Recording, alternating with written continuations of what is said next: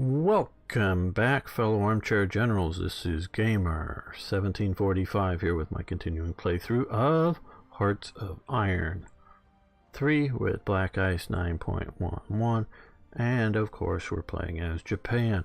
Hope my announcing voice is getting better over time. Trying to learn and do this better. Hope it's good.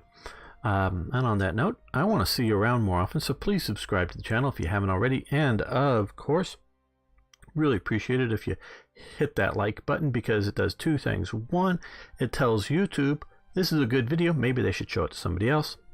And two, it tells YouTube, hey, you like this type of content, let's show him more of that.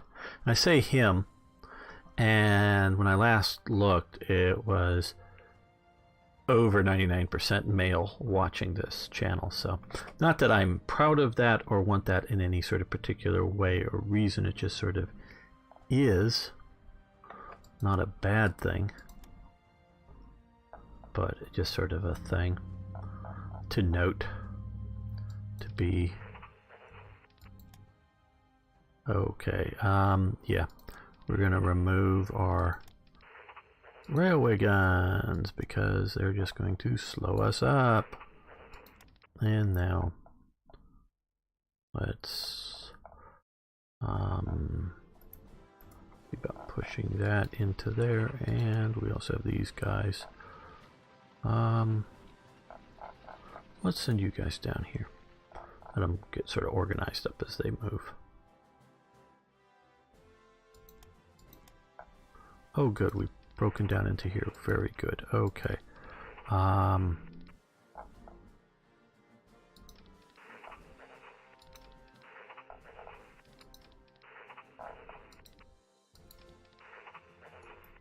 Let's support that attack.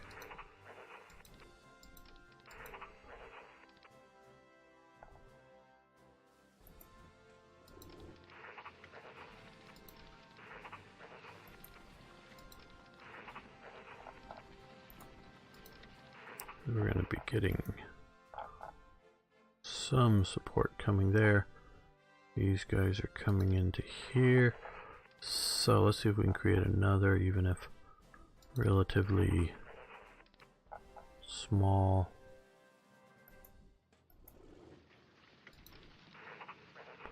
They're a bit too beat, so they're gonna... No, actually, these guys just come to here. They're gonna wait because they need to be organized. These guys are gonna come here.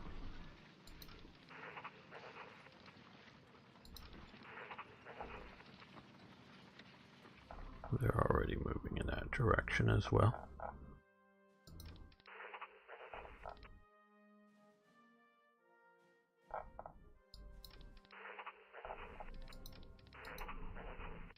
Yeah, they're getting there.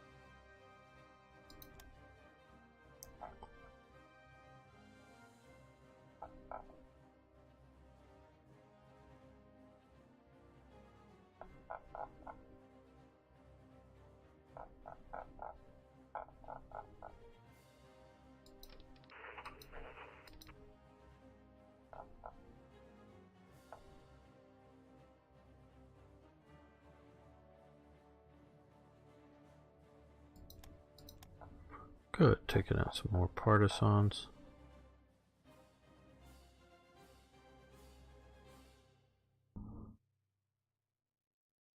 Get these guys here. They're going to attack, which will relieve them at least a little bit. It looks like those conscripts are attacking north.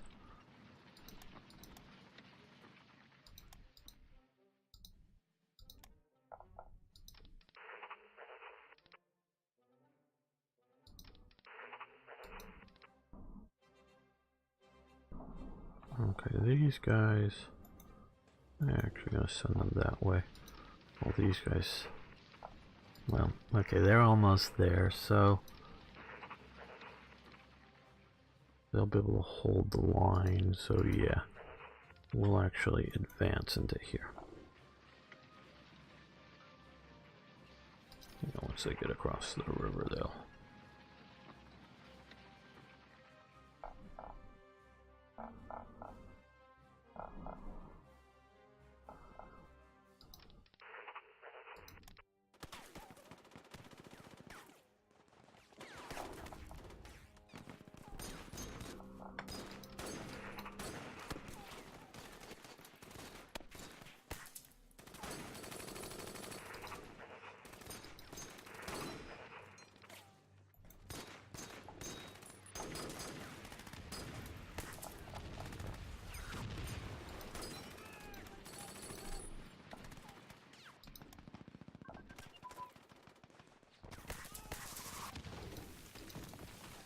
Okay, rare materials. Refining techniques has advanced.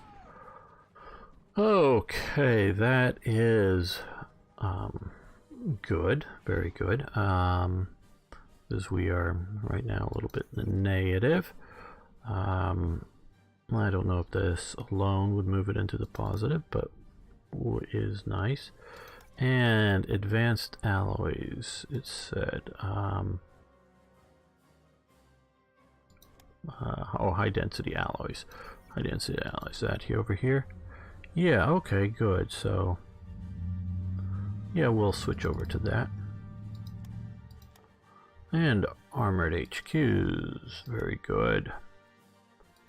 We'll probably come back to some of those soon. The big thing again is time between attacks. Single engine aircraft armament. It's probably grayed out. Yes. And machine gun focus has advanced again for aircraft. Armament, yes, okay, that's the one that's too far in advance to be done efficiently. Excuse me. Yeah. Twin engine bomb bay, that's nice. Let's look back here.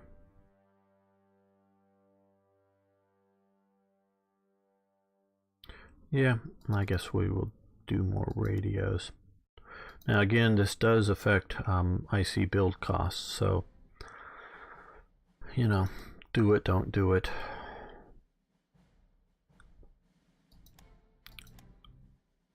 A lot of armies historically couldn't effectively build enough radios.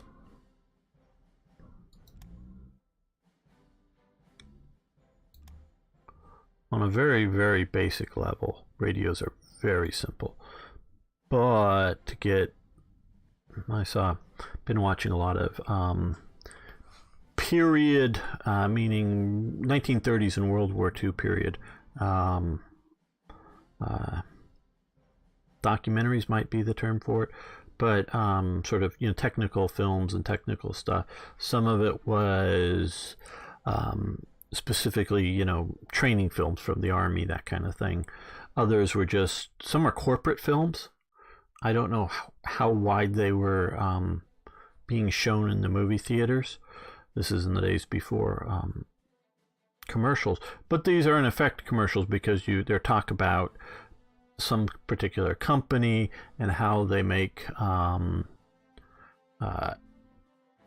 you know, better rubber tires or something like that, and different things, and you know, different chemical companies and that kind of thing, just to try to get a better understanding of the industry of the time period. And these are all in English, and most of them are American, but what I've been watching, so it's really sort of been looking at the industrial levels of what's going on. But they went into one, it was made during the war, I think in 44 or something, sort of second half of the war for sure, talking about crystal sets for the radios and how to make the radio crystal that basically sets the frequency that the radio works on, so that they, you know, all talk on the same radios. And it was pretty elaborate of what they had to do of cutting and grinding and doing all this stuff to get to the crystals, and all the stages, and how even the shipping box was, you know, don't damage or whatever. This is a vital, you know, or 2 damages is sabotage or something like this. And I think they were all coming from Brazil. All of these crystals were imported from Brazil. And then big, huge sort of, you know, double fist sized rocks. But they were having to go in and examine them and figure out, you know, not just, but, you know, to figure out at what direction, because what direction to cut them at, you know, what angle, and so that they would then glue it, figure that out, and then glue it down so that they could then with the saw repeatedly cut through the things, and then a lot of stuff going into just to make the crystals for the crystal sets, for like field radios and that kind of thing. And like I say, they were talking that the U.S. was importing most of them from the U.S. Well, where's Japan getting their crystals from? You know, I don't know. Maybe there's a bunch of crystals available that are appropriate in Japan. I just don't know. I'm not saying they.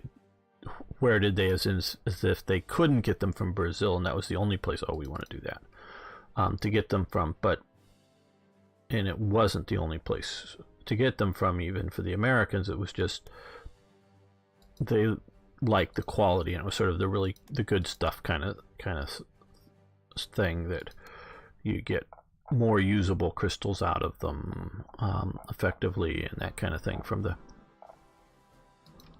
Brazilian source.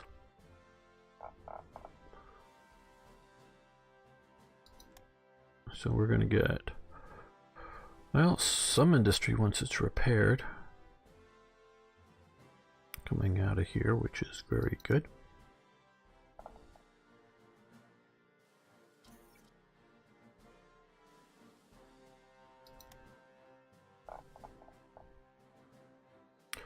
Red Air Force has now been purged. Well, good. They might have done something naughty to Stalin.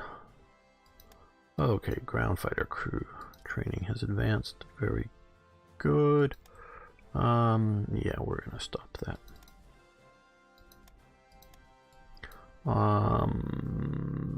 Not at the moment.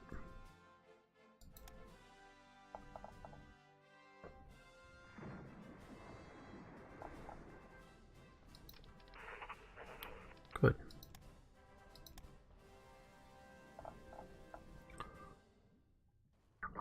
And good, we've got more units here. So, press into there.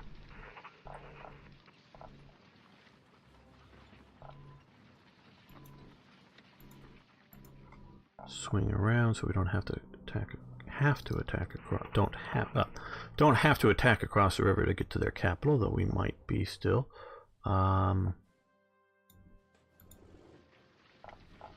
There we go. Trying to swing into as much flanking type maneuvers as we can. Okay, good. They're almost there. Well, they're good. That means they can support that attack. And these guys can come up here.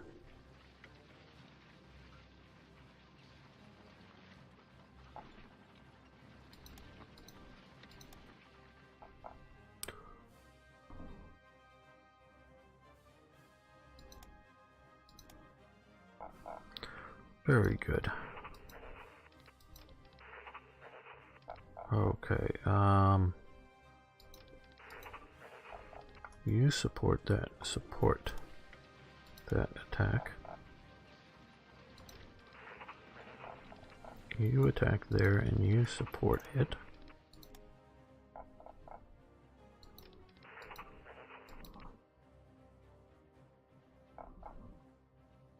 You come down in here in a flanking move. And you, now that there's no longer forces there, rush down that way.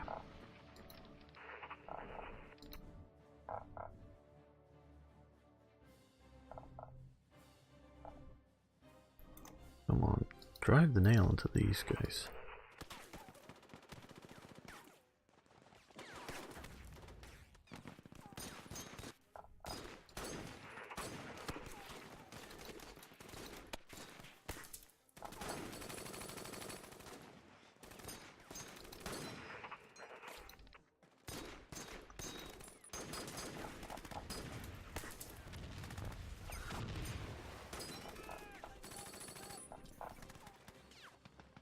Autumn Mud, North Africa, Eastern Europe, okay.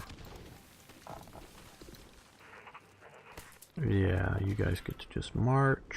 You're disorganized and reorganize on your march.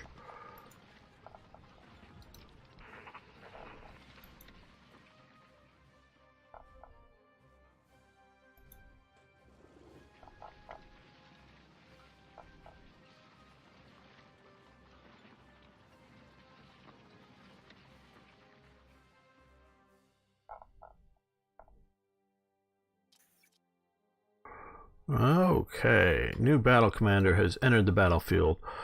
From the cold ashes of the endless flights, the nemesis of our enemy is born. Forward to victory, battle commander, very good. Masaharu Homa. Now I don't know who he is either.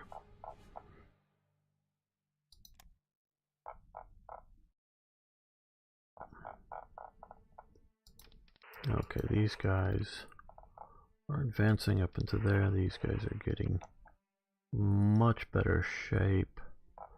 I think they'll move up there as well. These guys are getting some experience fighting these, but it looks like they're going to win here soon.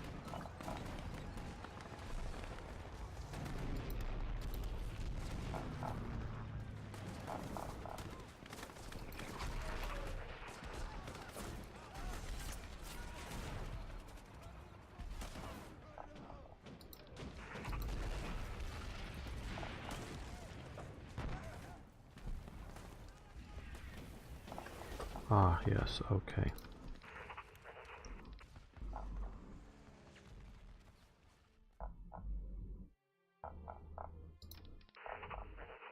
They'll support that attack.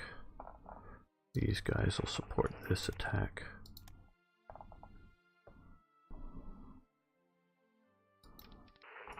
These guys will also support it. I know they could advance, and I was thinking about that, but we're doing, well, I don't know if you're ever doing enough advancing, but we're doing a considerable amount of advancing.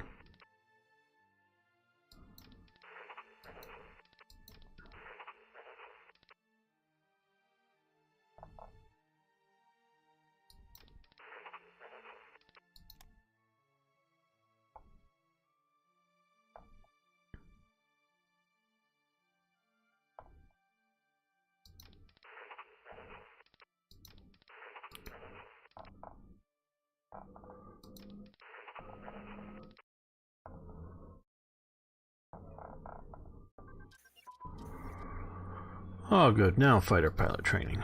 It takes a little longer than ground crew training, so that's why it slightly delayed. Even though I think I started it first. Yeah, we'll move this to closer support. Ground crew. Keep that going.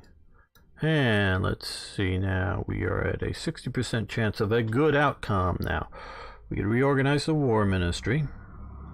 Reduce recruit time, or get a bad result. Illegal printing, national revolt. We don't want to go up to national revolt. Whereas supplies, money, we could use more money, but we can deal with if we don't get much more.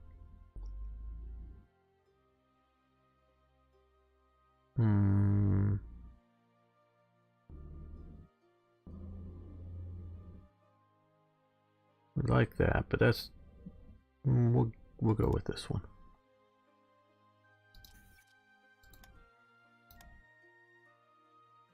And let's also so I want to see if I can sell something to the Soviets, some supplies. Or yeah, not yet. Okay. Oh yes, we want this. Tank HQs. I think those are amphibious.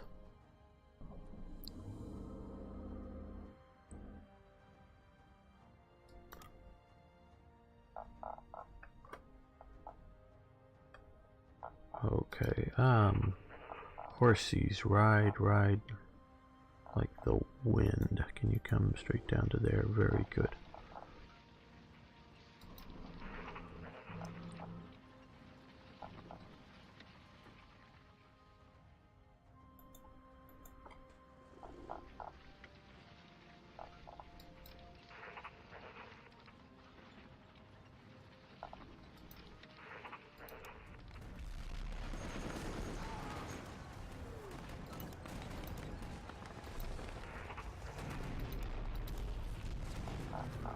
Well, at least we got to there before we ran into opposition. Well, let's see if we attack these HQs, if that would be a profitable thing.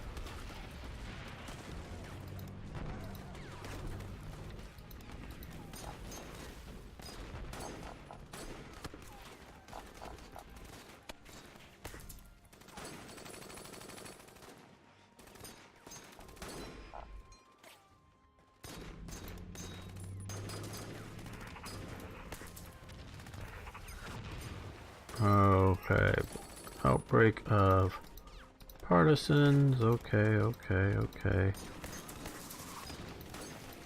I at least generally agree with the concept. Not always maybe with where and what the scale is of the outbreak.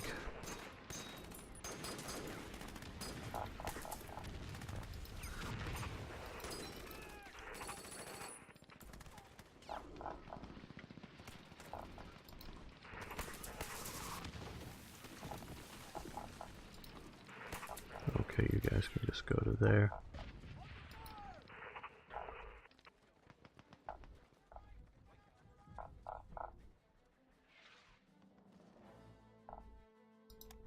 But I'm not going to let it shift any of my frontline units.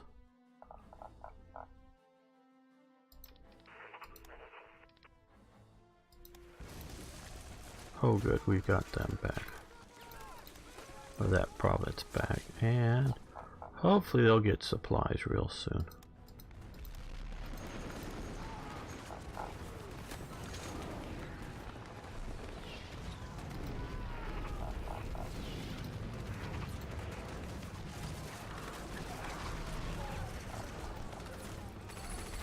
Well, I think we need to sort of do basic sort of pedestrian, just advance into there. And as soon as these guys get done being attacked, they'll support the attack.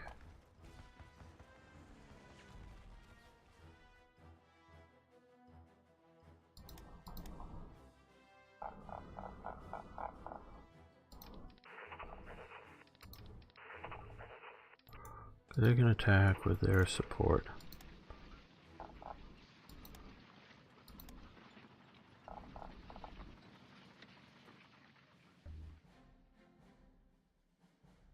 Okay, now you have supplies. Now you attack into there with your support.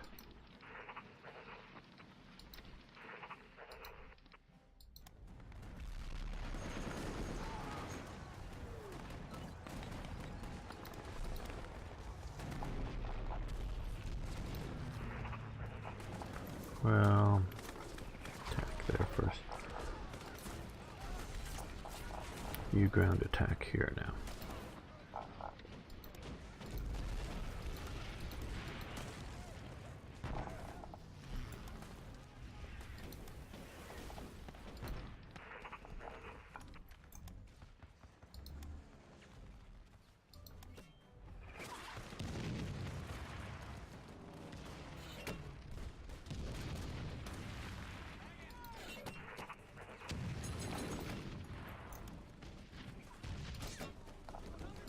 And you can come up to here as well.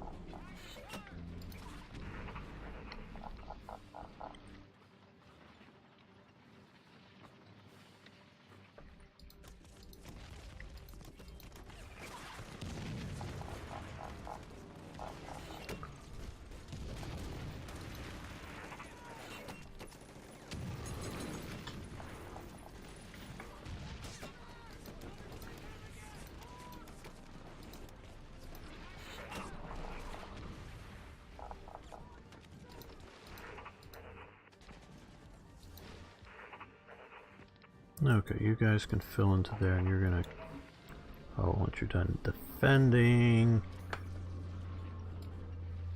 Now we're going to go there. Okay, we will no longer receive energy from Mexico.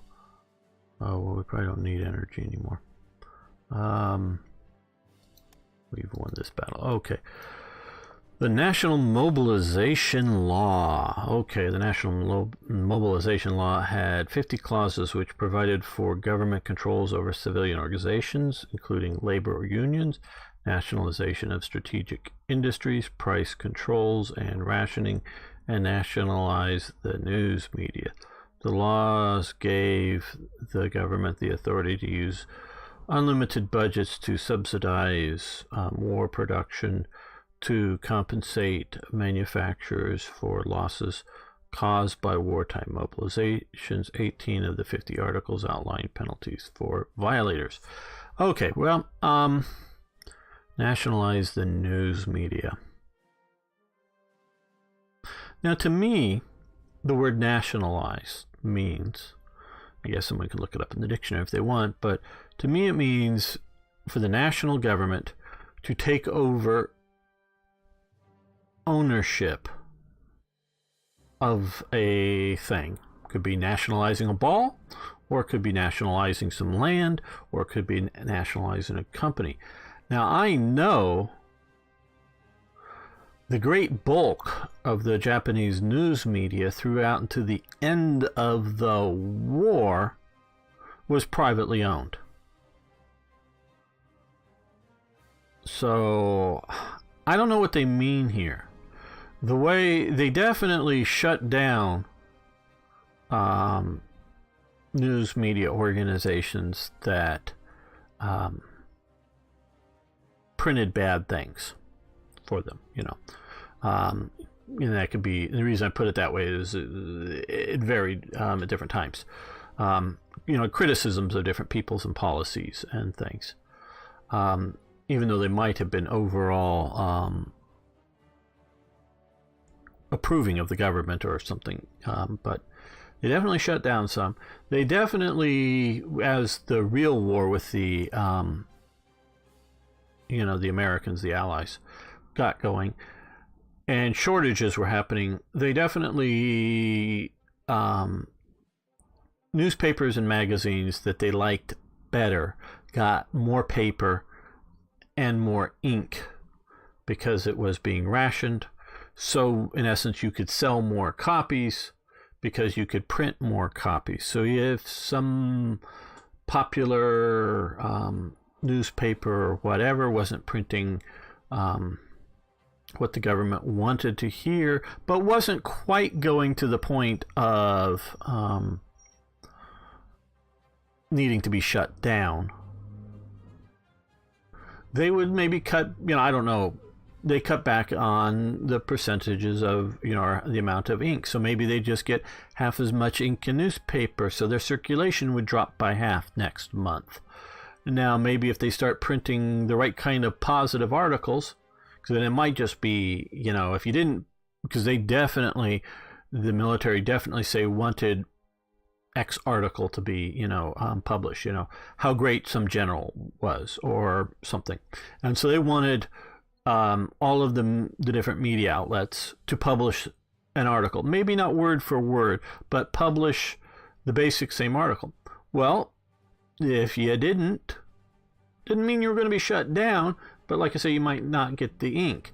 I know one paper, I forget which one it was. Well, yeah, we covered that.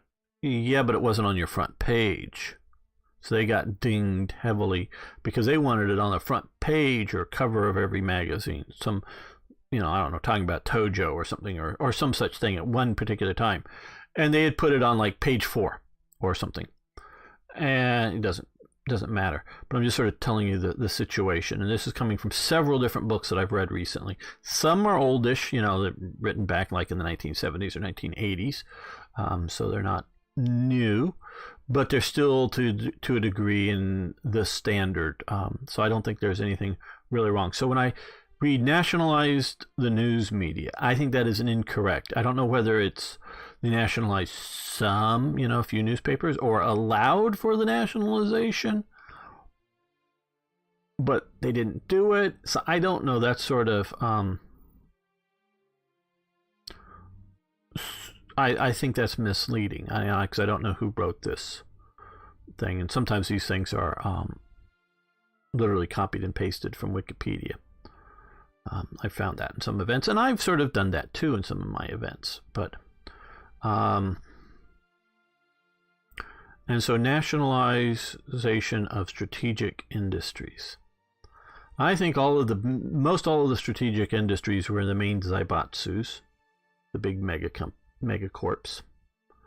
And to the best of my knowledge, none of them were nationalized. Japan was not a fascist nation. They were a hyper-nationalistic nation. They were a highly militarized nation. They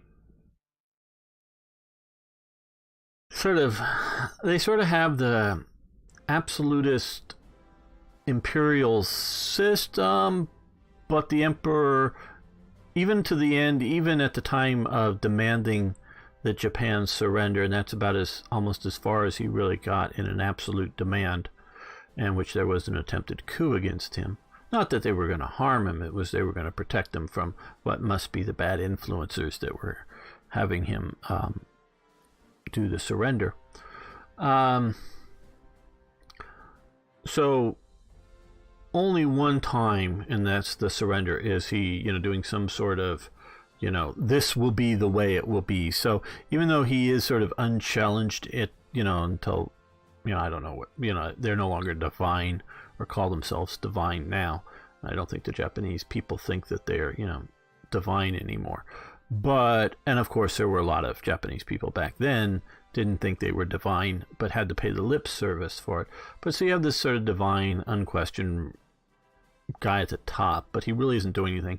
So Japan moves from a fairly pluralistic democracy, weren't necessarily allowing, open communist parties and things like that, but there was definitely, we call it fairly moderate political parties to the ultra-right political parties, but the ultra-right isn't fascists in several ways, and they tried to have at least one fascist party or one or two fascist parties tried to, did form and did happen, but they got like 1 or 2 seats in their parliament. It was, pathetic on the overall thing. They were sort of marginalized stuff. So moved to a more and more dictatorial system under Tojo and the military. So, but they weren't fascists. They were definitely statist. And the big zaibatsus very much, even in the fairly civilian-controlled governments, very much worked in conjunction with the government.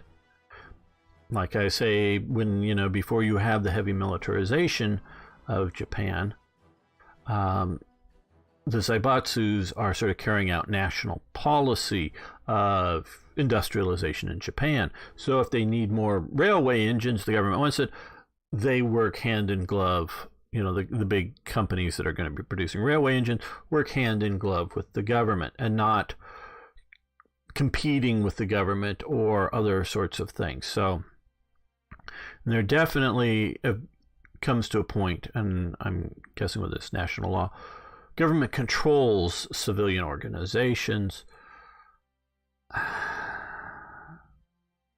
And from my reading, I'm not disputing control, but it's nothing like the control that we're seeing under National Socialist Germany until we're getting into the period of sort of 43 and later.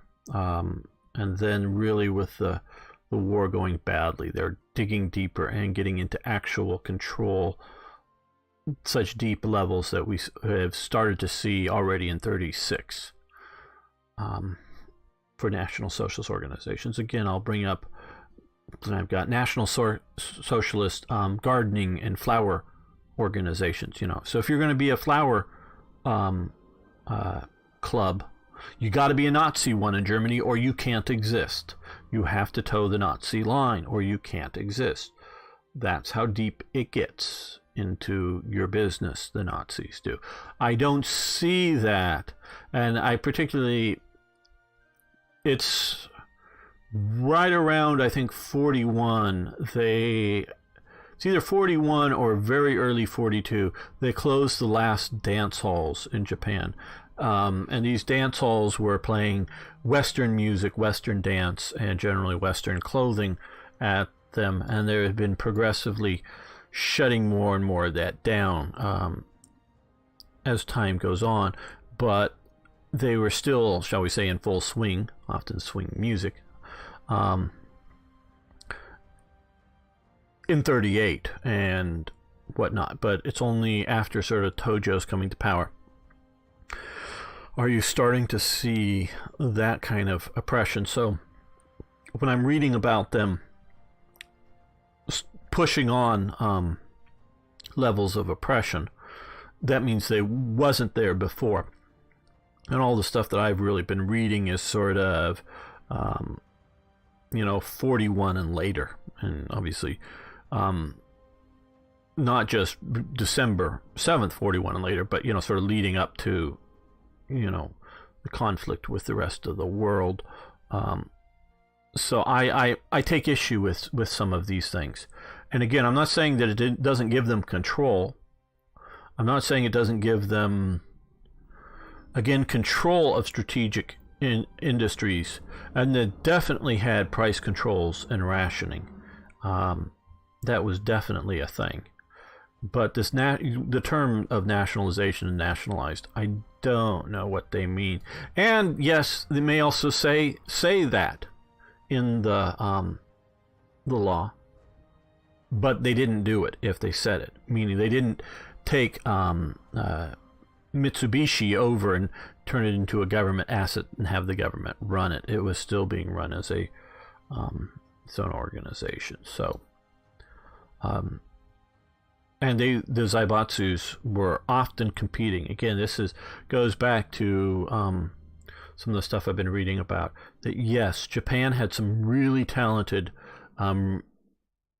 researchers and developers in various, whether it's in electronics or in aeronautics for designing the Zero or something, or in shipbuilding, but they were relatively small. And let's not even compare it to the U.S. for the moment, because the U.S. is, in effect, a mega country. It still is. But relatively small in compared to the amount of research and development type peoples that you'll find in either Britain or France, which I don't know exactly the population comparables. But if you have, in scales of magnitude larger research capability in Britain alone than in Japan, really will tell you something, and then however much we can look at the, research in Czechoslovakia or in Italy's going on, and so Europe, there's so much more in countries that may have the similar population scales. So it's much smaller, and two, it is much more isolated. The different teams for the different Zaibatsus don't communicate with each other. They're in competition with each other until the end.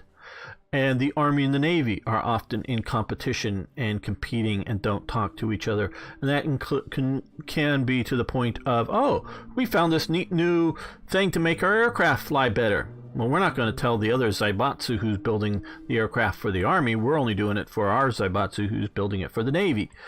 It's things like that aren't communicated.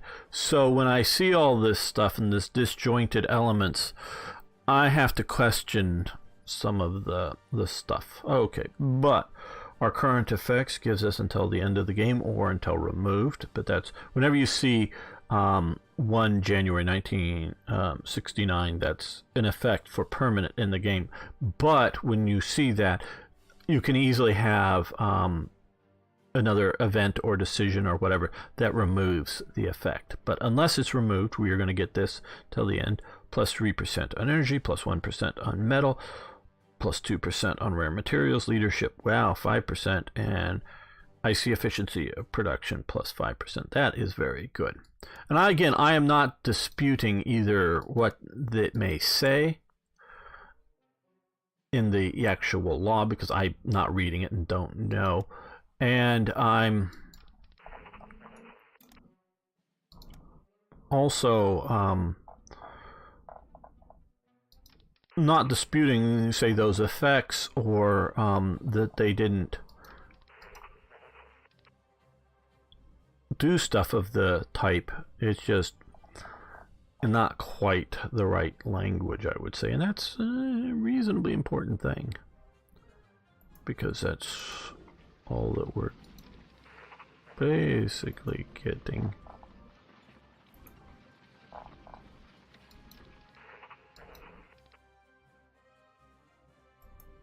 No, you'll just come there.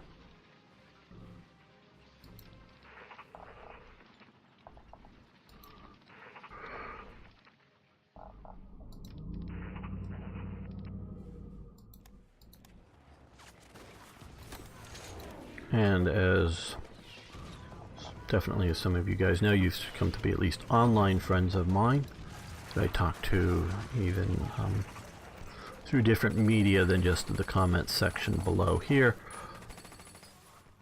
or below the videos and such. I'm definitely continuing to get feedback that you guys like the history as well as how to play the game well. Though I will say this, and I do know it is important to keep these kinds of things in balance here. I do realize that. Meaning not to spend too much time on the history.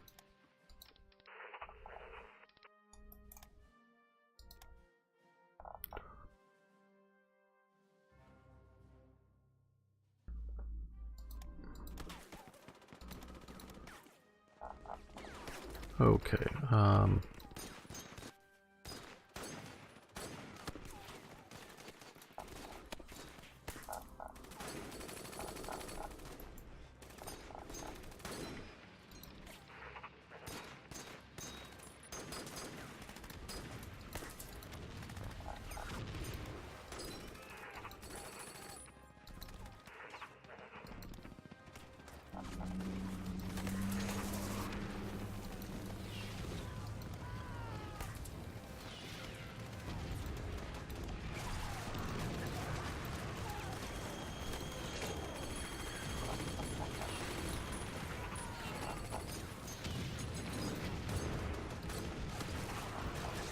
okay, once you get that, you swing that way.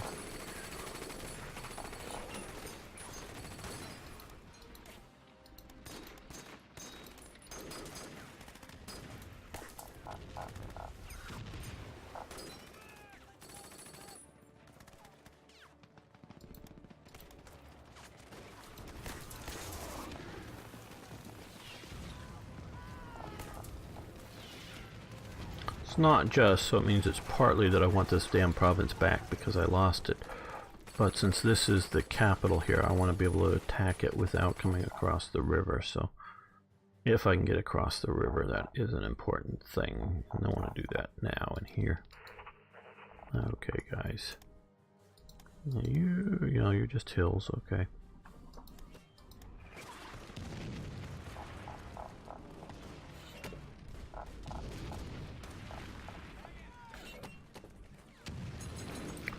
Oh, and I can be very wrong about some of this stuff, because I am, well,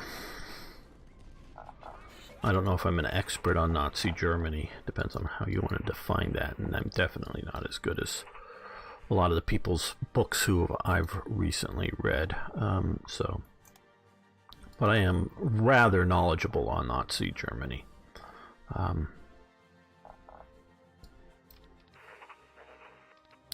Which I will say most who watch my various series will agree. Again, I'm not saying I know more than everybody else or anything like that, but I'm rather knowledgeable. So, but I'm not anywhere near that level on Japan. I do know it much better than Siam or whatever, both culturally and historically and whatnot. Know it better than I know China, that's for sure. But I'm learning more stuff as I'm reading various books right now while making this series. And so I may have some of this wrong. And this is, again, partly I'm just talking to fill time, yes, as I play here. Okay. Okay, we got that. But we're waiting on some other good stuff.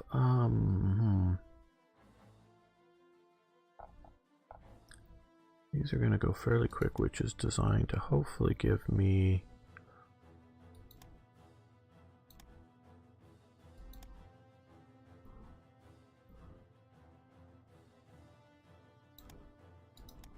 production bonus for some of these things. I'm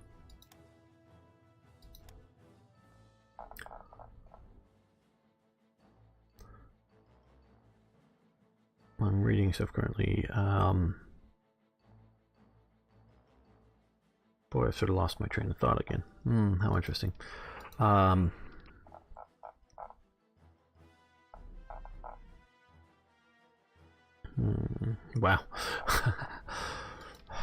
I don't think it's senility, but you never know. Let's see if we can sell more stuff to the US. Wrong screen.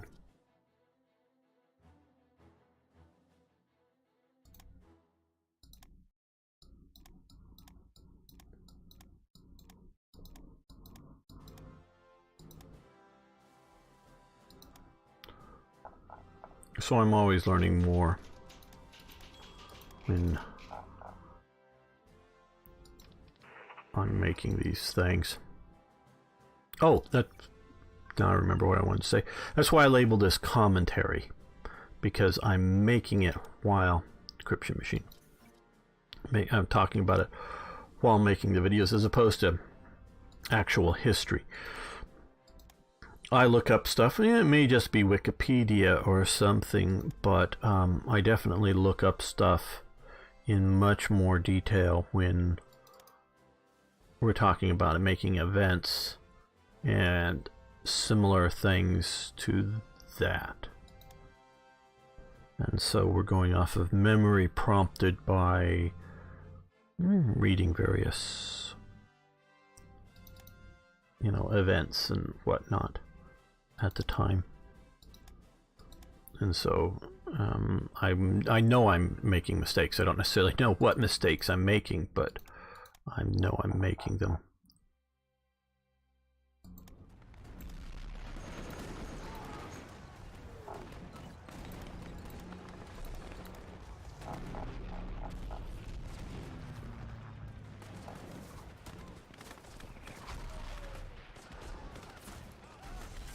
Okay, you guys made it to here, so cross the river.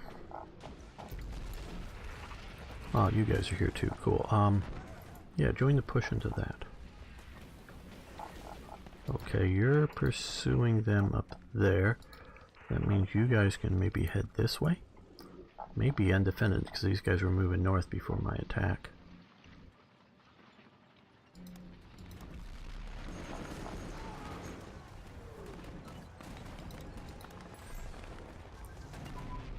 Supply organization advance.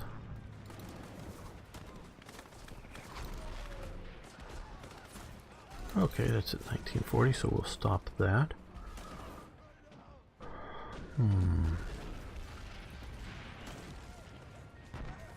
Yeah, we'll do that. I'm sort of noticing the manpower up there. Don't want it to slip too far below. I like to keep it at a slightly above 1,000. That way I know that if something, happens, you go to war with Russia or some such thing, you've got a big old cushion of manpower. That's what I like.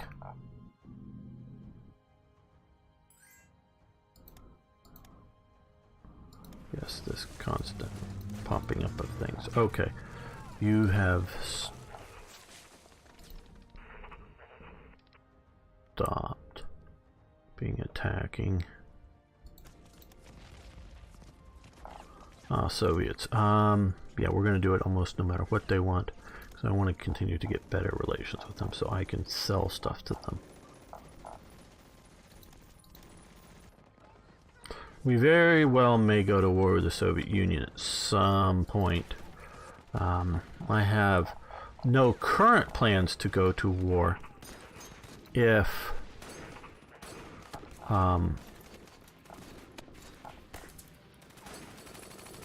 know, like I say, no current plans, but I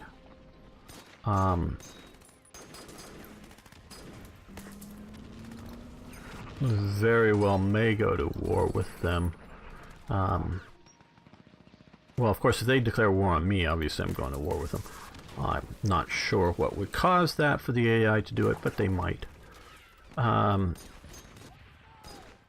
I am thinking about is, you know, Germany coming past the Urals and, you know, kicking butt or something, and, you know, at that point I very well may decide to declare war. But if Germany hasn't taken Leningrad, Stalingrad, or Moscow, which they never did historically, you know, if they haven't done that, I'm not going to declare war against the Soviets. You said it's not the current plan. Yes, I know. If not every last viewer, there will always be a bunch of viewers that will go, yeah, declare war again. You know, because if I ever ask, should I declare war? I've learned, should I declare war against, you know, name the country? There'll always be yes. So, if I'm just trying to go for an illusion of, we gotta start moving some of the HQs down further.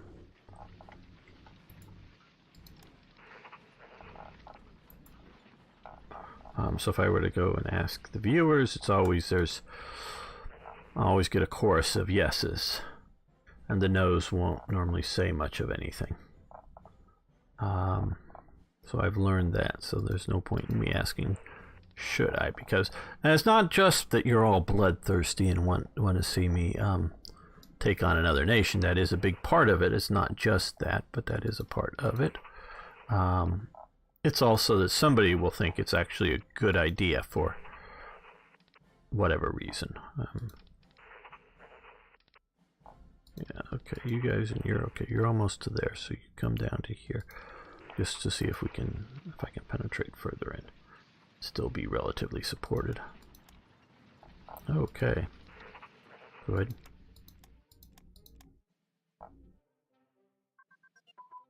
Motorized support units have advanced.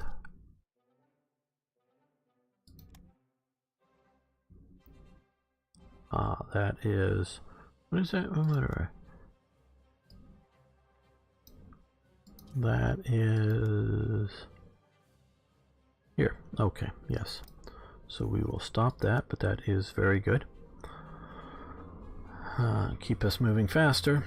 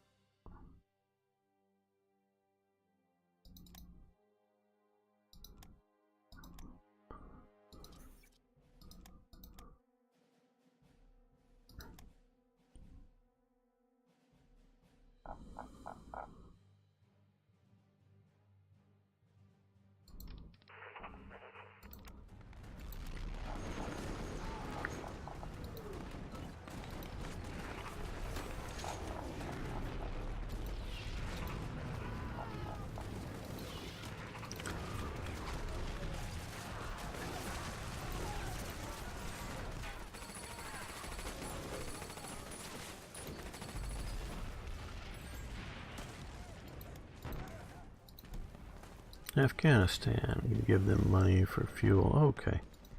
And Romania, no thank you.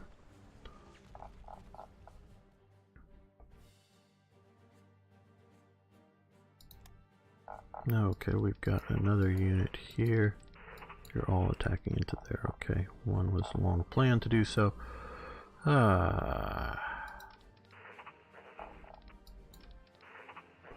Oh, okay, we have... These guys will join into that. These guys are not the best city takers because that's urban, so we'll come down here with you.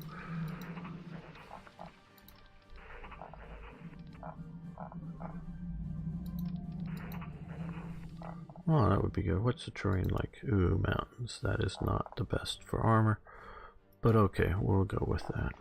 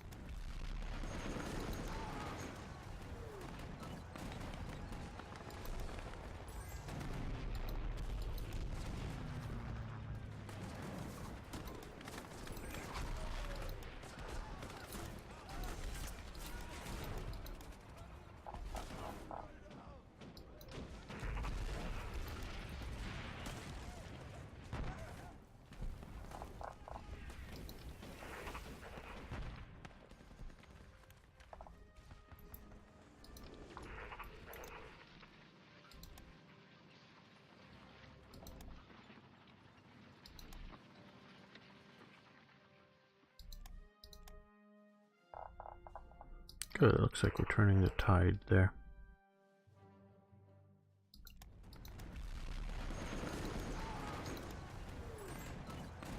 And Germany, what does Germany want? Money for fuel. Okay, we do want good relations, because as we've seen, we'll get some benefits for joining the Axis. Okay, so everybody but EU is moving. So I guess we will move to here with you.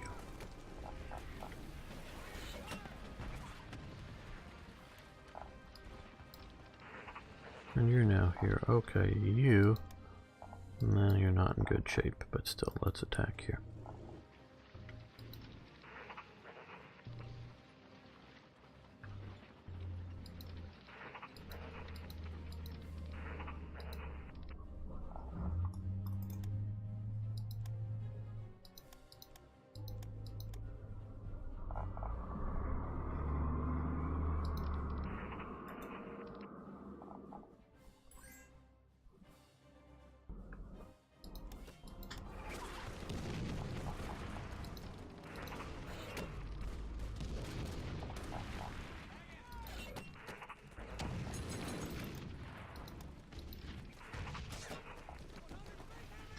Well, I think we'll end the episode here. I want to thank you so much for watching. I want to thank you for liking the videos. Like I say, it does help. And if you haven't already, please do subscribe to the channel. And of course, I love hearing from you. So if you can spot one of the things I get wrong in some of my commentary, please post it. I mean, and it's really cool, particularly links to Wikipedia that I don't think I'd ever really mind, but other good sources are fine too, and sometimes I may have to approve it. Just they're trying to keep spam and other stuff off. But if it's relevant to whatever, I'll happily have it here. Thanks so much. See you next time for more Hearts of Iron.